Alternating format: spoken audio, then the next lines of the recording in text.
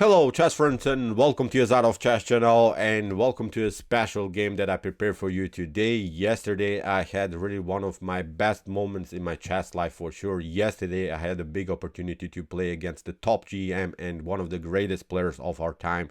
Yesterday I had the opportunity to play against the top GM ALireza Firouzja. This was a very big moment for me because I don't have so much opportunities. No one has, I think, to play against the top GMs like ALireza, Hikaru Nakamura, Magnus Carlsen, Fabiano Caruana. I would love to play against them. Probably I will get destroyed always, but still it doesn't matter. When you play, I think, against such strong opponents, you try to give your best, although you get destroyed probably, but it's a big opportunity for any of us, I think, to play against so strong opponents, and it was, as I said, really one of the best moments in my life for sure. So how did it actually happen? I wanted to talk about also a little bit behind the scenes, how I managed to play against ALireza. First of all, I worked yesterday my day shift. It's not an excuse or something that I was tired or something, but I wanted to showcase you really how my life is functioning. I worked my day shift in the police. I'm a police officer from 8 a.m. till 8 p.m. and then around 8 p.m. my brother texted me. I just arrived at home and my brother texted me that Antonio, my brother-in-law and the famous Agadmator, that he could set up a game for me against ALireza Firouzja. Yesterday, Agadmator had a beautiful live stream in which ALireza played an simultaneous exhibition match against many players, and then afterwards he accepted some challenges. And one of the challengers was me, and I had the opportunity, as I said, to play against ALireza Firouzja. But the funny side of this game is that I still was wearing my police uniform. I just ran to my computer, set up the game and set up the board, and then challenged ALireza, and in my police uniform I started to play a beautiful game against ALireza Firouzja. So let's start now with the game. In my opinion, it was, by my side, a good game, but also in one moment a bad game. I had some opportunities. I showed at least something. It was a tough battle for me, but as I said, huge moment for me. Really one of my most beautiful moments in my chess life for sure. So let's see now what happened with the white pieces. Here I opened with the move d4. ALireza's response was knight to f6. I played knight to f3. After move d5, we have the c4, immediately going into the queen's gambit decline. So here after move e6 we have knight to c3, the three knight variation of the queen's gambit decline. And basically when I play these types of structures with the white pieces, I am waiting now black to make a reaction. I'm waiting him to show his cards, what he's trying to do. The most often responses are knight to d7, barman variation, maybe the Ragozin bishop to b4, or classical systems with the move bishop to e7, going probably into normal structures with bishop to g5, or going maybe with the move bishop to f4 into the Harrwitz attack. Here ALireza played a calm line, bishop to e7, pretty solid of course, and I played now the so-called Harrwitz attack. This is one of my favorite attacks against these types of structures, to go into more dynamic positions, although probably the most suggested way here is to play bishop to g5, battling basically against the knight. The knight is controlling the center of the board, playable for both sides, has been played millions and millions of times in chess history. But I'm more of a fan of this Harrwitz attack, which gives me a more flexible play in which I have maybe also some chances around the square c7. We have calcing by ALireza. We have now the move e3, and now here ALireza plays the most aggressive line, which is the best line, of course, the move c5. If something like c6 happens, then it leads probably into positional lines like c5, b4, a4, b5, and similar stuff. The game is still complicated for both sides. After move e3 and c5 that ALireza played, now when you play the Harrwitz attack with the white pieces, I would recommend you to go into this line with d takes c5, simply releasing the pressure in the center of the board, also hoping in some lines to get an isolated d pawn with c takes d5 and similar stuff. So here after bishop to c5, now I played a very interesting line, and that's now the most flexible line again for white, queen to c2.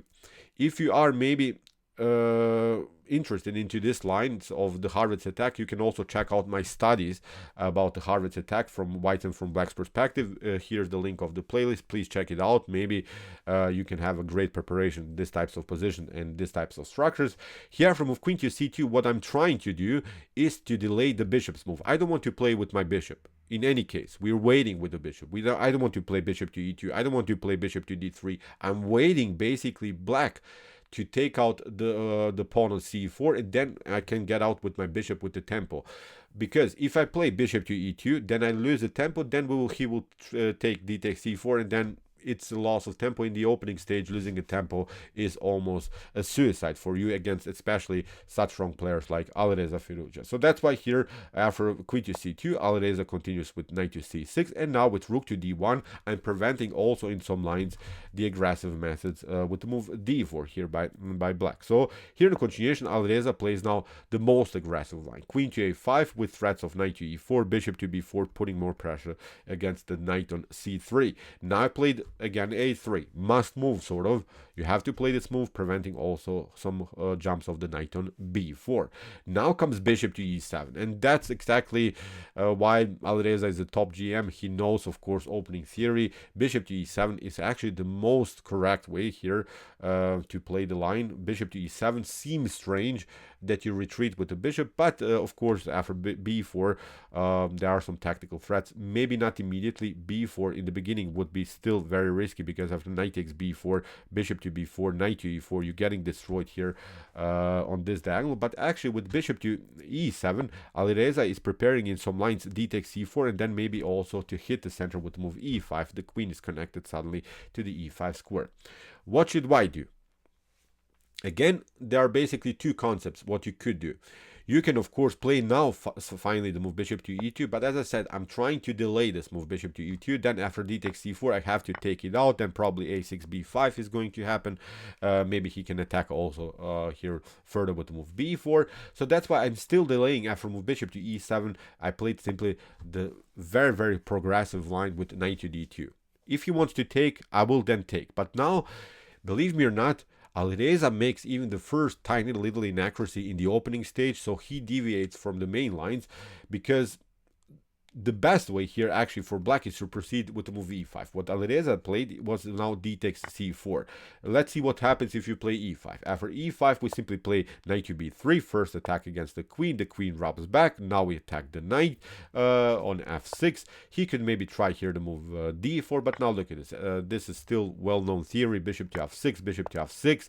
Now you jump with the knight here. Then after queen to d8, we simply get use of this long diagonal of the light square bishop. Now we trade off here the pawns, and now after knight to d4 here, or maybe knight to f6 first, the check, and queen to f6, knight takes d4, e takes d4, kingside castling.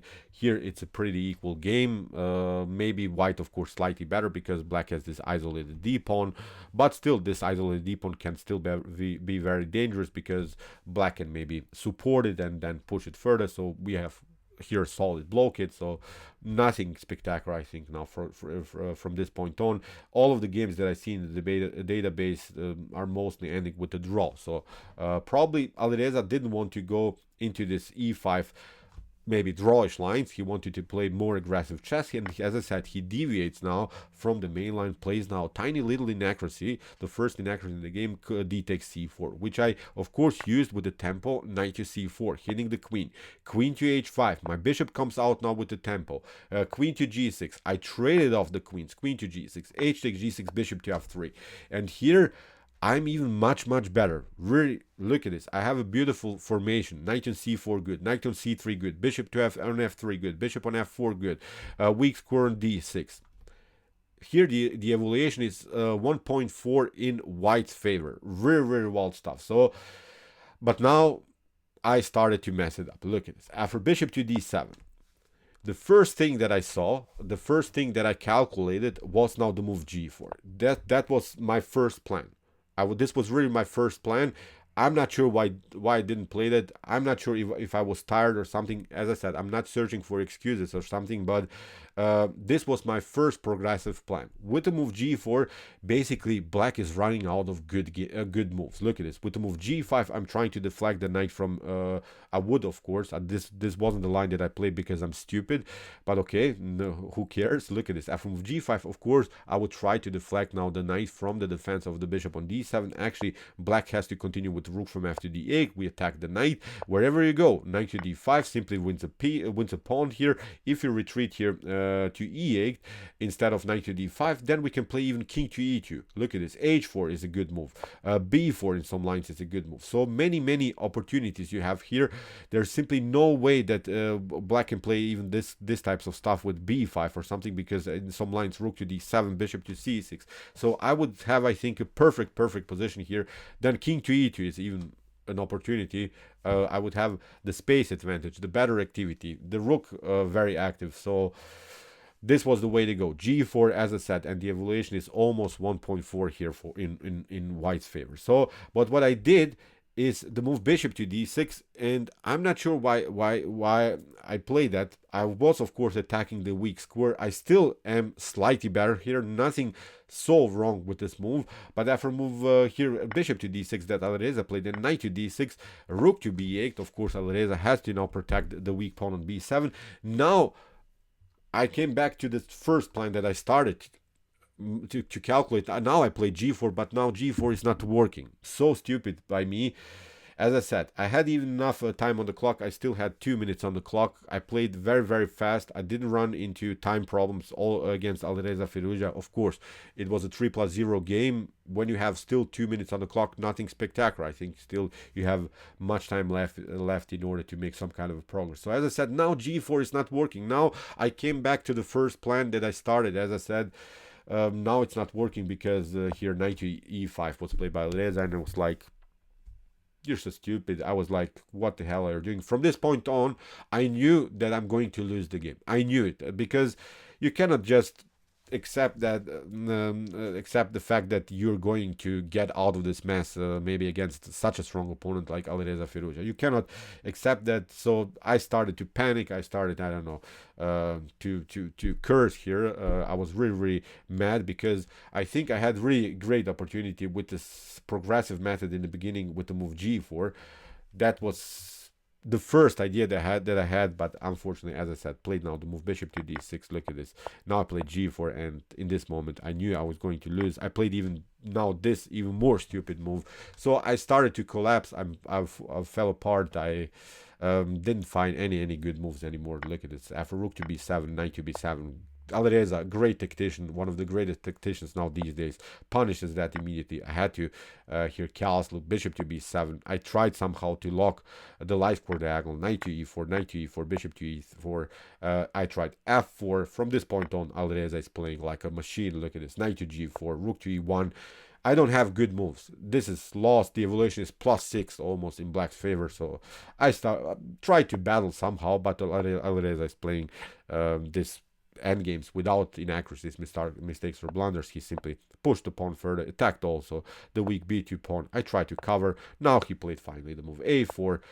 I started to attack the knight, but now after rook to c8, I tried to check, and now after rook to a8, I made another blunder. Bishop to a8 was ALireza's continuation, of course. As I said, I collapsed. I simply fell apart, and in this position, I resigned. So maybe not a good game to analyze. Maybe, I'm not sure, but I had, I think, a big chance with the move g4 here. I messed it up.